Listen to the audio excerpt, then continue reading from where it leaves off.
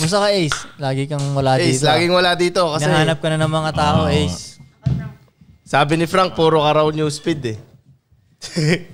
Alam mo na, pag-usapan ka namin nakaraan. Bakit wala ka daw sa podcast pero marami kang oras magtingin ng memes. Maraming oras mag-send ng mga memes. Yun naman ang trabaho natin. Yan ang trabaho natin. Yan ang trabaho mo? Frank, sabi niya kanina, di ba sinabi mo nung last daw na podcast, si Ace wala dito pero maraming meme, di ba? Sabi niya kanina, ba't late si Frank ngayon? Oy, wala naman ako memes na sininda. Pinag-aaway tayo niyan, pre. Silipan ng mali, no? Pero Silipan ng mali. Bakit wala ka nga lagi dito, pre? Busy. Kasi hinahanap ka rin ng mga tao eh. Yung mga tao naman naghahanap sa'yo eh. Sagutin mo yung mga taong nagtatanong. Sorry. I am sorry. Pwede na mag-sorry. Para, yan lang naman eh. Politician eh. Hindi na magpapaliwanag. Galing mo, pre. Sorry na lang. Ang dami pa kasing pagpapala, pwede mo mag-sorry. Sorry, pasensya na. Pero alam mo, tol, saan ko ba narinig yun? Basta mag-sorry ka lang daw, tapos na eh.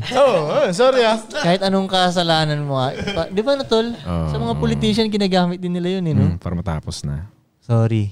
Pero pag nagdadrive na tayo. Private apology. Alam mo? Private apology. Sorry. Pero paano pag hindi mo... kaya mo ba mag-sorry? Alam mo yun na, ayaw mo naman talaga mag-sorry, pero... Alam mo yung ako sa Pinas, hirap na hirap mag-sorry yung mga tao. Kulang yung Pilipino sa tingin ko sa pag-ikot ko ng iba-ibang bansa. Kulang ang Pinoy sa please, thank you, you're welcome, tsaka sorry. Thank you? Ano ba? Yeah. Napansin ko lang. Like, alam mo kung saan malakas ang Pinoy? Kumpara sa ibang bansa. Give me. Tsaka sa memes.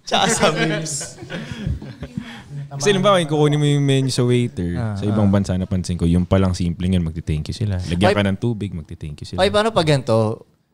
Wala ka talagang kasalanan, pero para mapatigil ang lahat, kailangan mo mag-sorry. Sa tingin mo talaga, tama ka naman, ganun. Pero kailangan mo yun mag-public apology. Paano kung nalagay kayo sa ganung sitwasyon?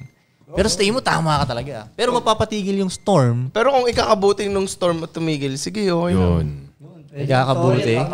Wala nang bayad yun eh. Sorry, sige. Kaya ang tanga nyo eh. Sorry. Ako parang hindi pala. Hindi? Bakit? I-weather ko yung storm. Matatapos din naman yun eh. The truth shall prevail. So titiisin ko yun kaysa mag-sorry ako tapos di ko naman talaga kasalanan. Like, bahala kayo dyan. Sorry, pinatay. Di, pag ano kasi, kunwari sa trapiko, di ba sa trapiko? Ay, baka mo tapos. Sa trapiko, pag nakabunggo ka, pre, or nasagian mo, may baril, magsusorry na lang din ako. Sorry, pre. Sorry din ako. Hindi, yun.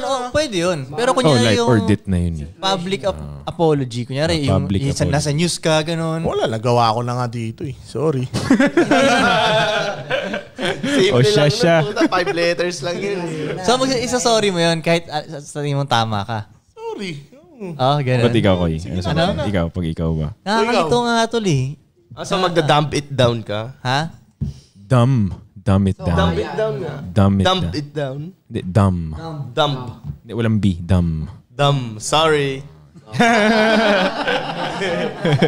Dumb eh.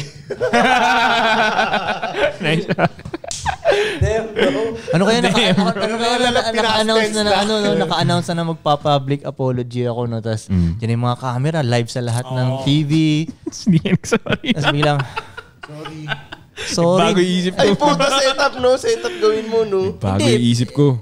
Oo, si Kuya Ray, napapayag na sana ako para tumigil lang lahat. Pero yung sa araw pagdating mo doon, iba na sasabihin mo, Koy. Iba yun. Parang hindi mo matanggap na paglalaban mo pa rin. Ano kaya yun? Parang sorry, ang tatangan nyo. Hindi nyo ako maintindihan, ha? Nag-sorry ka pa rin. Ha? At least nag-sorry ka pa rin, di ba? Pwede, no? Shit. Hindi ako malalagay sa ganung sitwasyon.